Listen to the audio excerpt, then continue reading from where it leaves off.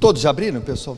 Gênesis capítulo 6, onde o título diz: a corrupção geral do gênero humano. Vamos ler a partir do versículo 4. O que diz aí o texto sagrado?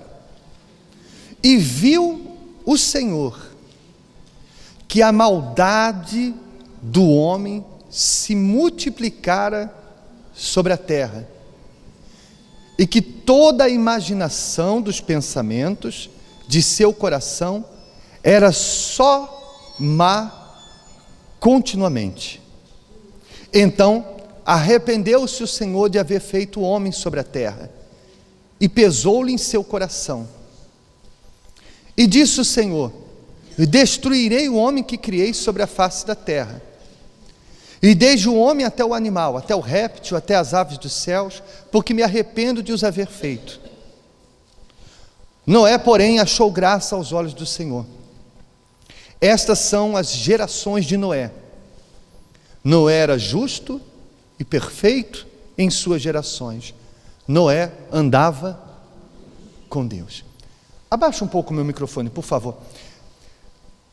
Você veja que muitas pessoas, elas pensam, diante das coisas que acontecem hoje em dia, elas pensam ou chegam a imaginar que Deus não está vendo o que se passa aqui na terra, como se Deus estivesse indiferente. É como se Deus tivesse virado as costas e deixasse tudo que está acontecendo no mundo por conta do homem.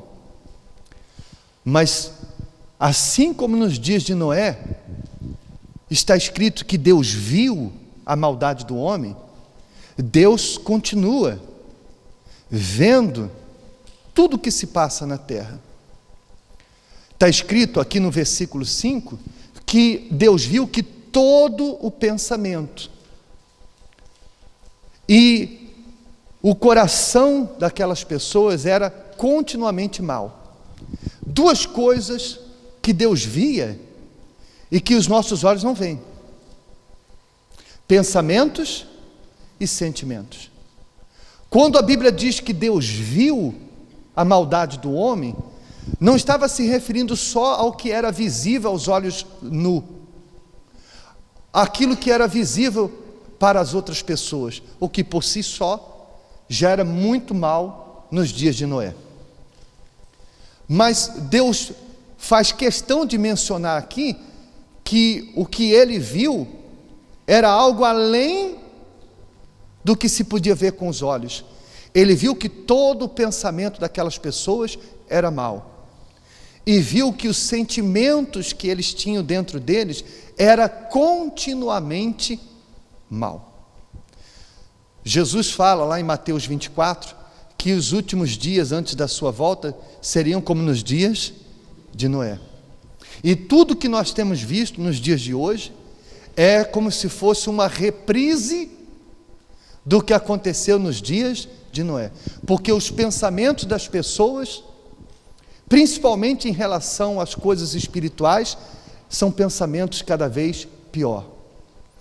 Os sentimentos das pessoas, principalmente em relação a Deus, é cada vez mais distante, é cada vez pior.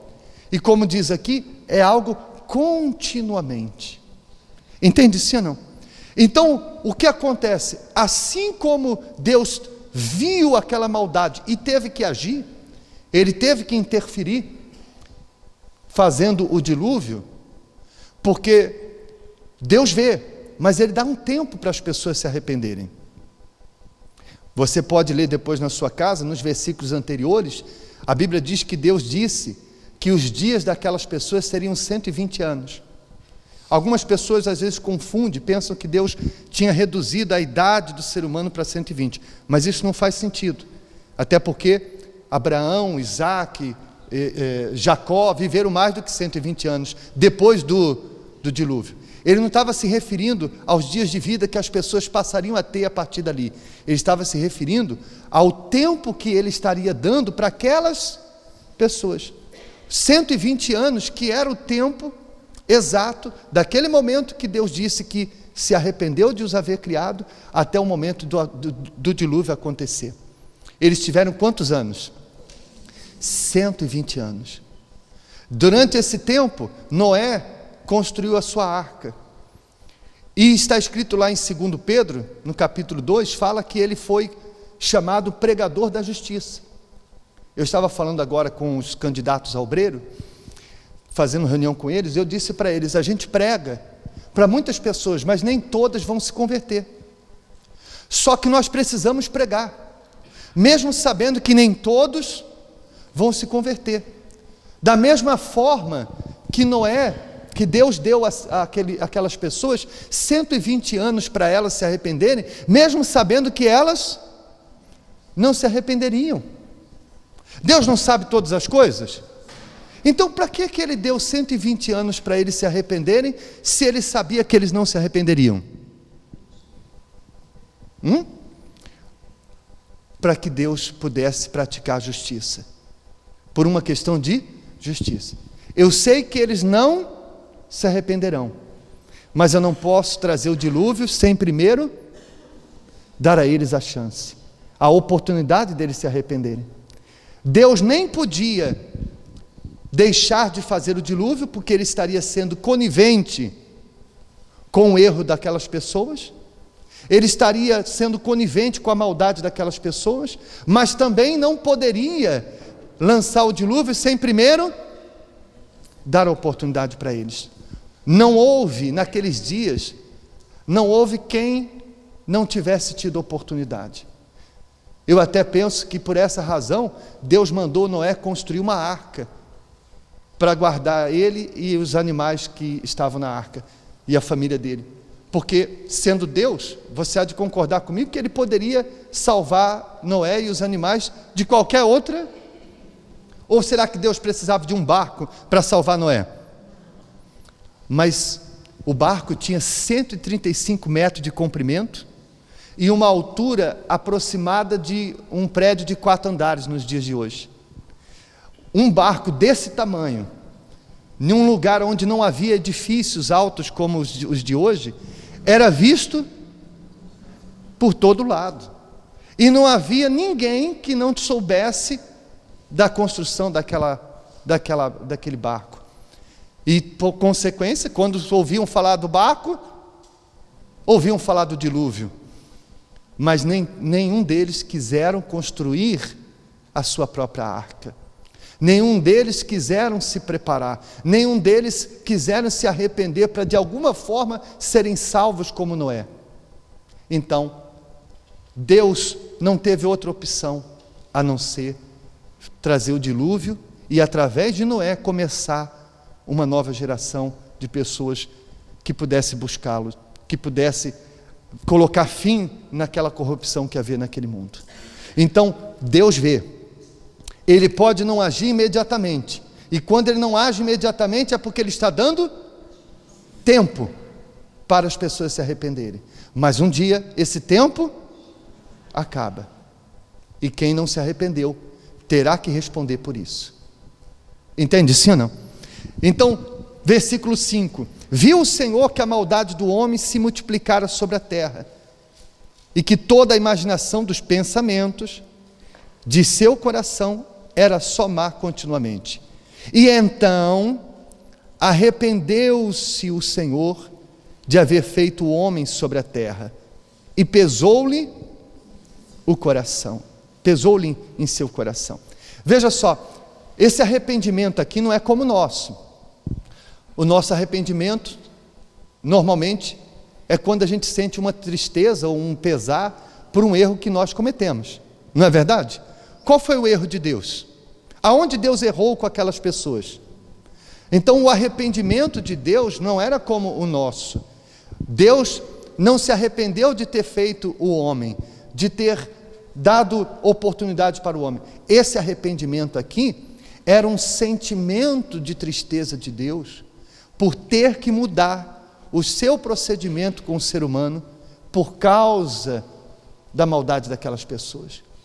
Era uma tristeza como a de um pai, que às vezes tem que castigar um filho por um erro que o seu filho comete.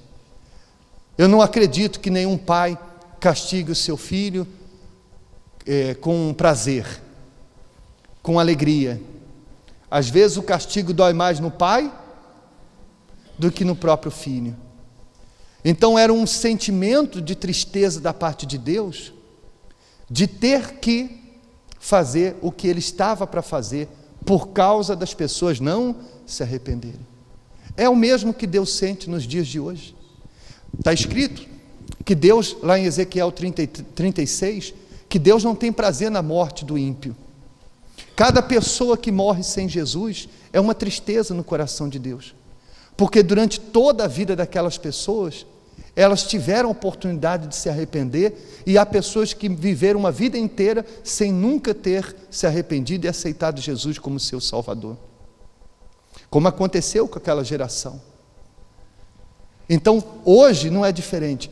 A tristeza de Deus, a tristeza de Deus não é apenas pelas guerras, não é apenas pela fome, pela violência, mas principalmente pelo fato das pessoas, dele ter feito o que fez, fazer o que faz, e as pessoas continuarem sem se arrependerem.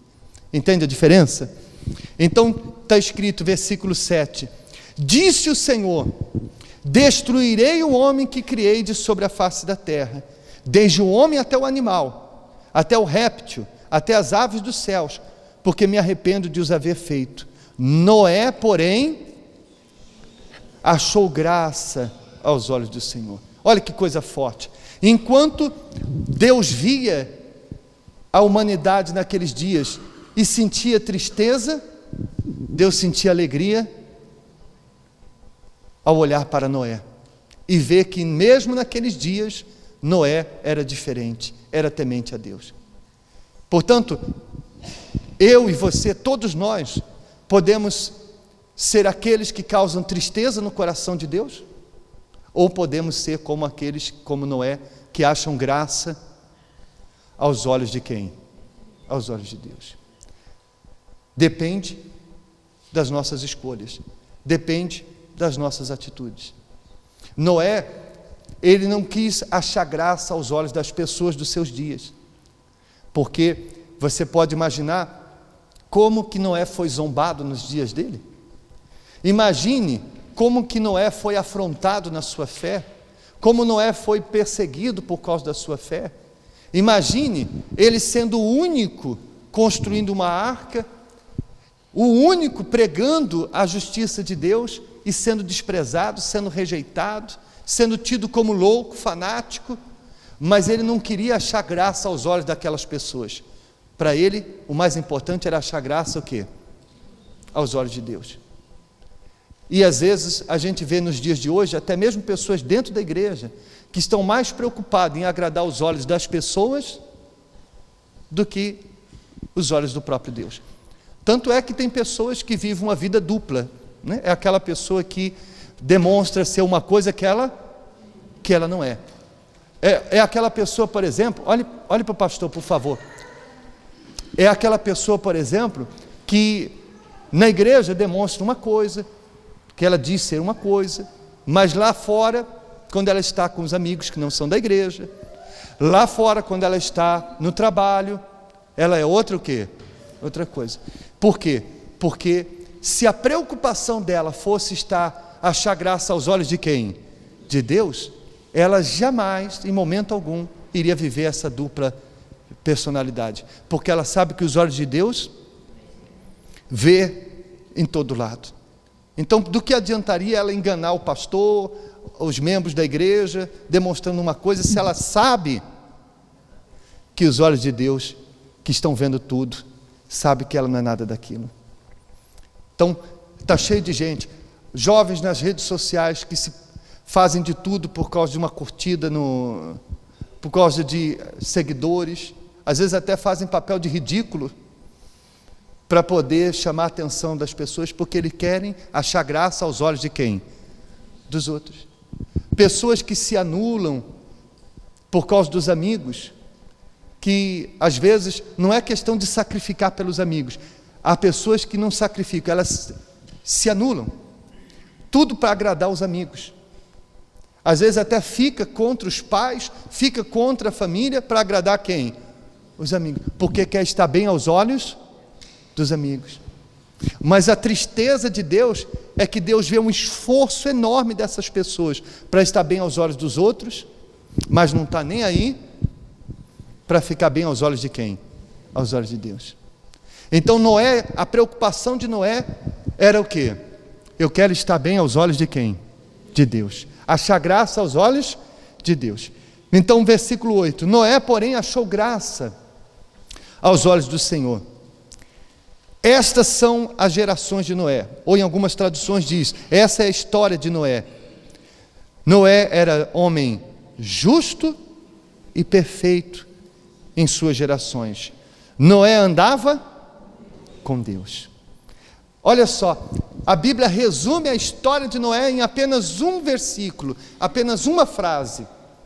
Noé era justo e íntegro, né? Porque esse perfeito aqui não significa perfeição, mas o original bíblico significa íntegro, ou seja, ele era uma pessoa que era completo, não era aquela pessoa que fazia as coisas para Deus pela metade, que se entregava pela metade. Ele era uma pessoa íntegra, completo no que fazia e no que cria em Deus.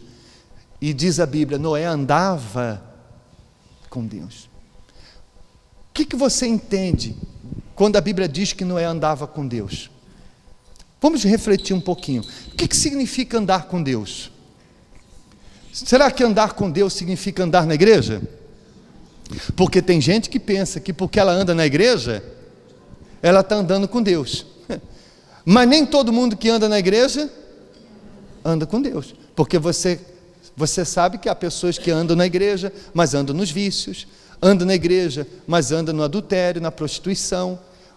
Olha para mim, por favor. Há pessoas que andam na igreja, mas andam na mentira, andam na igreja, mas andam com mágoa. Então o que é andar com Deus?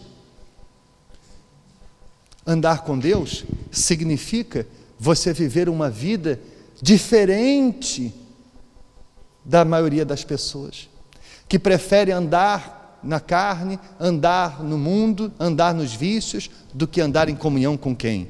Com Deus. Andar com Deus significa você viver em comunhão com Ele, como Noé. O mundo inteiro corrompido, as pessoas, não havia ninguém que ele olhava para o lado, não havia ninguém que ele pudesse dividir a mesma fé, mas mesmo assim, ele andava com quem? Com Deus. Ele vivia com quem? Com Deus, construindo a sua arca todos os dias. Todos os dias ele ia lá e pregava 2, 3 tábuas, todos os dias ele ia lá, dedicava algumas horas do seu dia para construir a sua arca, esperando que um dia o dilúvio chegasse. Andar com Deus é isso, é você todo dia meditar na palavra de Deus, todo dia você fazer as suas orações, durante o dia você viver em espírito de oração, convivendo com Deus, não só quando está dentro da igreja, mas aonde quer que você esteja, com o seu pensamento ligado a Deus. E quando você vive assim, então não há espaço para você viver com pensamentos errados, não há espaço para você cometer coisas que desagradam a Deus, porque você está andando com Deus a todo instante. Você está trabalhando no meio dos incrédulos, eles falando coisas promíscuas, besteira, como o incrédulo fala, né? Não, tem incrédulo que para cada 10 palavras, 9 é palavrão. Não é assim? Tem gente que não consegue ficar uma hora sequer do seu dia sem falar mal de alguém, toda hora falando coisas, e você está ali no meio deles, mas o seu pensamento está ligado em quem? Em Deus. E você não vive, não fala o que eles falam, você não se alimenta daquela podridão. Não é por você ser melhor do que eles, mas por ser diferente. A Bíblia não diz que Noé era melhor do que as pessoas dos seus dias. A Bíblia diz que Noé andava com quem? Com Deus. Então não é você ser melhor do que os outros, é você andar com quem? Com Deus, em comunhão com Deus, fazendo a vontade de Deus, vivendo na presença dEle todos os dias da sua vida. É isso que Deus espera de nós. Veja só, antes da gente ler no Evangelho de João, eu vou colocar aqui no ecrã para vocês, enquanto isso você pode abrir aí João, no capítulo 14. Veja só o que diz ali no ecrã. Você consegue ler daí? Ele te declarou, ó homem, o que é bom e que é o que o Senhor pede de ti. 2 pontos. O que é que Deus pede de nós? Que pratique a justiça, que ames a misericórdia e andes humildemente com teu Deus. Se eu desse uma folha para você escrever agora o que é que você pede de Deus, ia caber numa folha? Hã? Às vezes tem pessoas que pedem tantas coisas, que ainda quando chega em casa fala assim, esqueci também de pedir mais uma outra coisa. Na reunião, no domingo que vem eu peço. É ou não é? A gente pede tanta coisa, você já acorda pedindo a Deus para te dar proteção, você vai comer, você pede para Deus abençoar a comida, você vai dormir, você pede para Deus guardar o seu sono, é ou não é? Você vai dirigir, você pede para Deus guardar a sua viagem, você vai trabalhar, você pede a Deus para dar o quê? Sabedoria. A gente passa o dia pedindo. E o que Deus pede de nós? Você já parou para perguntar, Senhor, eu peço tanta coisa, o que o Senhor pede de mim? O que o Senhor quer de mim? O que eu quero do Senhor, eu já sei e tenho falado para o Senhor toda hora. Mas eu quero saber o que o Senhor quer de mim. Olha o que diz a palavra de Deus. Ele pede muita coisa? Ele pede, primeiro, a Bíblia diz, ele pede o que é bom. Então o que ele pede para nós é o que? É bom. Bom para ele? Não faz diferença para ele. É bom para quem? Para nós. E o que ele pede? Que pratique a justiça. Porque ele é justo, não pode andar com quem é injusto. Você concorda comigo? Quando a pessoa, por exemplo, quando a pessoa ela é limpa, sabe aquela pessoa limpinha, asseada, quando ela está perto de uma pessoa que é porquinha, ela fica incomodada, não fica? Se ela é um outro porquinho, junto com o porquinho, dá certo. Mas uma pessoa limpinha, ela fica incomodada. Não é assim? A mesma coisa, por exemplo, a pessoa que é justa. Quando ela vê uma injustiça, como que ela fica? Isso não é justo. É a mesma coisa, por exemplo, quem é pontual. A pessoa, quando ela é pontual, 1 minuto para ela é 1 hora de atraso. É, não é verdade? Mas para quem é também... chegar 10 minutos atrasado para ela é chegar na hora certa. Não é verdade? Então, porque Deus ele é justo, quem quer andar com ele tem que ser o quê? Mas nós somos pecadores, mas uma coisa é um pecador que vive na justiça, e outra é o pecador que vive na injustiça, que é injusto, não só no sentido de cometer injustiças, mas praticar as injustiças. O pecado é injustiça aos olhos de Deus. Que ames a misericórdia, porque se eu quero andar com Deus que é misericordioso, eu tenho que também o quê? Eu também tenho que praticar misericórdia, porque Jesus ensina na oração do Pai Nosso, perdoe as nossas dívidas, assim como nós perdoamos os nossos devedores. Se eu quero que Ele me perdoe, eu tenho que estar disposto a perdoar. Então, se eu quero andar com Deus que é misericordioso, eu tenho que praticar a misericórdia, eu tenho que limpar o meu coração, eu tenho que perdoar quem me fez mal, não porque ela merece ser perdoada, mas porque eu quero andar com Deus perdoador, eu tenho que aprender a perdoar. Amém? E o que mais? E andes humildemente com o teu Deus. Então, andar humildemente com Deus é isso, é você viver na dependência dele a todo instante, como Noé, humildemente. Senhor, todo mundo está afastado de ti, mas eu quero viver em comunhão contigo, eu quero andar contigo. Você sabe que tem gente que não aceita andar com a gente, tem pessoas que não aceitam andar com a gente, é ou não é verdade? Existem pessoas da alta sociedade que andar com a gente é uma ofensa para ela, não é verdade? Às vezes você lá no seu trabalho, as pessoas podem tratar você como uma pessoa qualquer, não é? Às vezes você entra no elevador com um vizinho do mesmo prédio, ele nem dá bom dia, nem olha na sua cara, Não é verdade? Então, quem aceitaria andar com a gente? Qual é a pessoa importante que ia ter vontade de andar com a gente? Deus, um Deus tão grande e maravilhoso, Ele quer andar com a gente. Só que para a gente andar com Ele, a gente não pode andar na injustiça, andar no pecado. Então eu tenho que escolher. Eu quero andar no pecado ou andar com quem? Com Deus. E se eu quero andar com Deus, eu tenho que estar disposto a deixar o mundo, a deixar o pecado. Está claro, pessoal? Quem entendeu, por favor? Então, fiquem de pé, por gentileza.